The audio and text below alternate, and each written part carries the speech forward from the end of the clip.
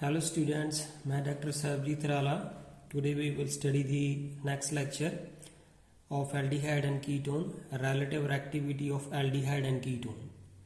So in this topic we will study that out of the aldehyde and ketone which is more active toward the nucleophilic addition reaction. So we will study this fact with the help of the inductive fact. So let's start. अगर हम aldehyde की बात करें तो let we have here formaldehyde और ketone की अगर discussion करें तो हमारे पास यहाँ पे है एसीटोन। दोनों की डिस्कशन हमने देखनी है कि out of these two which is more active toward the nucleophilic addition action. मान लीजिए हमारे पास ये जो न्यूक्लियोफाइल है वो मैंने NU लिखा है। Now what will happen here, this carbonyl group जो है ऑक्सीजन की इलेक्ट्रॉननेगेटिविटी ज़्यादा है than that of this carbon, और अगर ऑक्सीजन अपनी तरफ इलेक्ट्रोनेगेटिव विड्रॉ कर लेता है तो दैट मीन टू से कि ऑक्सीजन के ऊपर नेगेटिव चार्ज आएगा और कार्बन के ऊपर कौन सा चार्ज आएगा, पॉजिटिव। तो I will put this situation like this way, here is H, here is O, here is H. This oxygen carry negative and carbon carry with charge positive. अगर यहाँ पे जो एल्डिहाइड है, एल्डिहाइड के case में जो formaldehyde है उस केस में ये वाली जो है ऑक्सीजन के ऊपर नेगेटिव चार्ज आ जाएगा, कार्बन के ऊपर पॉजिटिव। सेम इज हेयर कि यहाँ पे ये जो ऑक्सीजन है वो मोर इलेक्ट्रोनेगेटिव है then that of this carbon. ये अपनी तरफ जब इलेक्ट्रोनेगेटिव विड्रॉ करेगा तो therefore what we will get here CH3, here is O negative and carbon carry positive and here is the CH3. Now दोनों सिचुएशन को student बड़े ध्यान से देखें। यहाँ पे कार्बन के ऊपर पॉजिटिव चार्ज है और इस तरफ भी कार्बन के ऊपर पॉजिटिव चार्ज है। ये एल्डिहाइड है और ये कीटोन है। तो कीटोन के केस में मिथाइल के पास प्लस से इफेक्ट है, जिस इफेक्ट के ऊपर हम इसकी एक्सप्लेनेशन दे रहे हैं। तो यहाँ पे भी मिथाइल के पास प्लस से इफेक्ट है। तो प्लस से इफेक्ट का मतलब होता है कि इलेक्ट्रॉन डोनेट करने की जो पावर है। अब यहाँ पे कार्बन के ऊपर जब पॉजिटिव चार्ज आएगा तो ये मिथाइल अपने इलेक्ट्रॉन इसको डोनेट करेगा और ये भी इलेक्ट्रॉन अपने डोनेट करेगा। तो फाइनली ये जो कार्बन के ऊपर पॉजिटिव चार्ज है ये डैमिनिश हो जाएगा। डैमिनिश का मतलब कम हो जाएगा। अगर ये वाला पॉजिटिव चार्ज कम हो जाता है यहाँ पे in the case of ketone, but in the case of यहाँ पे हाइड्रोजन एटम है कार्बन के साथ लगा हुआ, तो हाइड्रोजन एटम जो है वो इंडक्टिव इफेक्ट शो नहीं करता। तो कार्बन के ऊपर जो पॉजिटिव चार्ज है that is to the full extent, जितना भी उसके ऊपर चार्ज एग्जिस्ट कर रहा था वो किसी भी एटम ने या किसी भी सब्स्टिट्यूएंट ने उसको डैमिनिश नहीं किया, खत्म नहीं किया। तो यहाँ पे अगर हम न्यूक्लियोफाइल की बात करें तो न्यूक्लियोफाइल तो ये देखेगा कि मुझे न्यूक्लियोफाइल एक नेगेटिवली चार्ज स्पीसीज है। अब नेगेटिवली चार्ज स्पीसीज को पॉजिटिव चार्ज चाहिए, तो यहाँ पे पॉजिटिव चार्ज जो है वो कम है लेकिन यहाँ पे पॉजिटिव चार्ज जो है वो हाई है।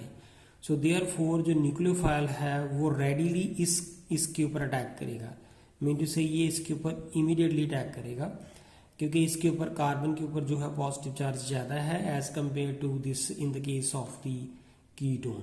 सो from this we can conclude that कि जो एल्डिहाइड है लाइक फॉर्मल्डिहाइड की ही अगर हम बात करें तो एल्डिहाइड जो है this is the more active than of this the ketone that is the CH3 and C double bond O।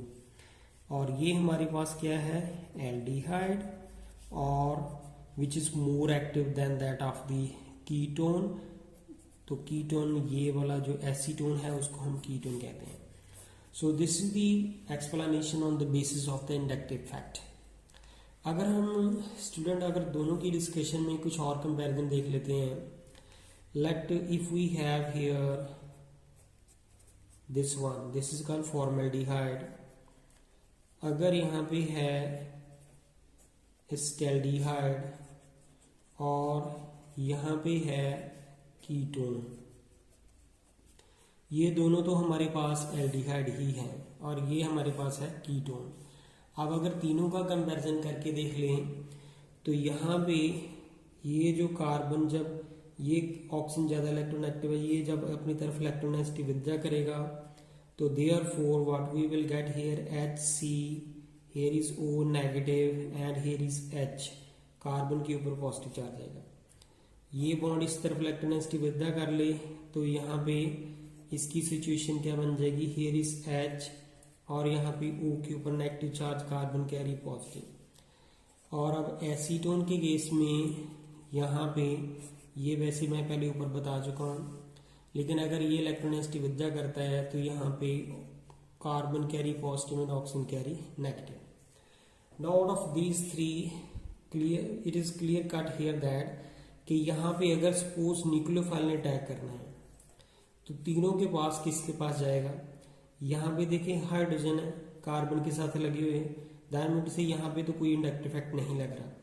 यहाँ पे एक मिथाइल ग्रुप है, दैट मीन टू से ये इलेक्ट्रॉन डोनेटिंग है, लेकिन यहाँ पे इलेक्ट्रॉन डोनेटिंग कितने ग्रुप लगे हुए हैं, 2। तो मीन टू से कि यहाँ पे जो कार्बन का पॉजिटिव चार्ज है मैक्सिमम डैमेज यहाँ पे हो जाएगा। लेकिन इन द केस ऑफ एस्टैल्डिहाइड यहाँ पे एक मिथाइल लगा है तो इसके ऊपर कार्बन के ऊपर पॉजिटिव चार्ज है जो ज्यादा होगा in compare to this ketone. So from this all these three, अगर तीनों की हम डिस्कशन करें तो तीनों में से ये जो फॉर्मल्डिहाइड है ये वाला, ये अगर हम बात करें दिस इज HCHO, ये जो है वो ज्यादा एक्टिव होगा, then follow by this acetaldehyde and which is more active than that of this ketone, that is called acetone. So this is the discussion that on the basis of the inductive effect we can explain that out of the aldehyde and ketone which is more active and why toward the nucleophilic addition reaction.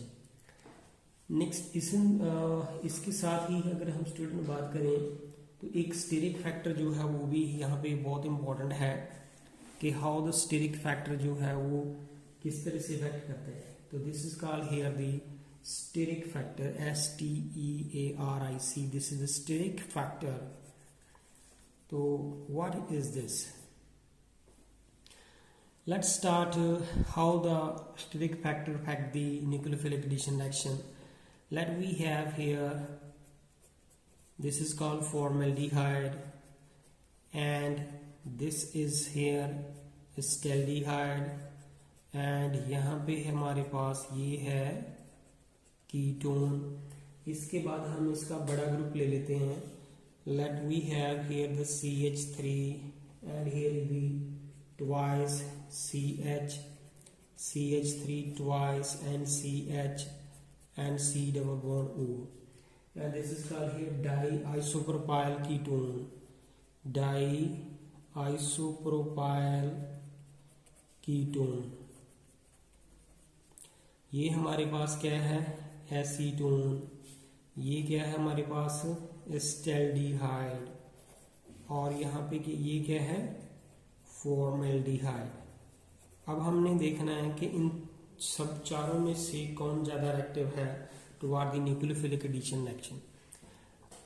तो student यहाँ पे देखें कि एक तो हमारे पास ये factor हम पहले ऊपर डिस्कस कर चुके हैं कि यहाँ पे ऑक्सीजन मोर ज्यादा इलेक्ट्रोनेगेटिव है than that of this carbon.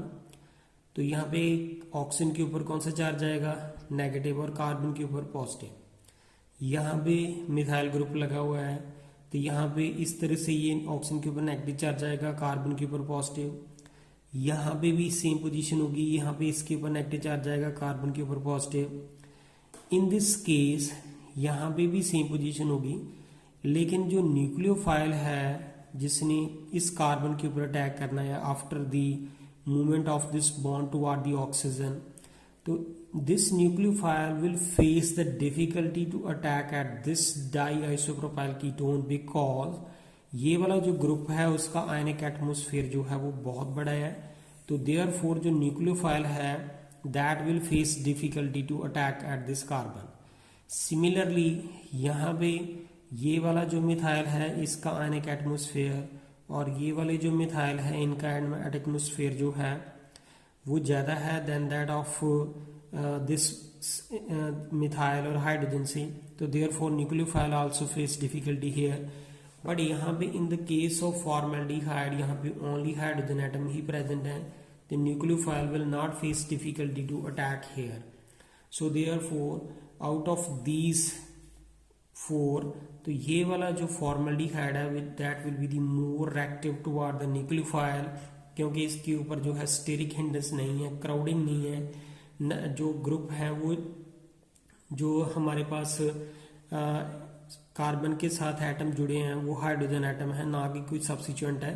यहाँ पे ये सब्स्टिट्यूएंट आ गया तो यहाँ पे साइज बड़ा हो गया and therefore nucleophile face difficulty here. इस केस में डिफिकल्टी और भी ज़्यादा होगी और डाई आइसोप्रोपाइल कीटोन के अंदर जो है न्यूक्लियोफाइल का अटैक करना बहुत डिफिकल्ट हो जाता है because of the high group जो बल्कि ग्रुप है. So out of these 4 we conclude that this formaldehyde is the more active than that of this acetaldehyde, and acetaldehyde is more active than that of the acetone, and acetone is more active than that of the diisopropyl ketone. So this is the relative reactivity of the aldehyde and ketone by the inductive effect and the static factor. And thank you student. If you like my video, please like and subscribe my channel. Thank you.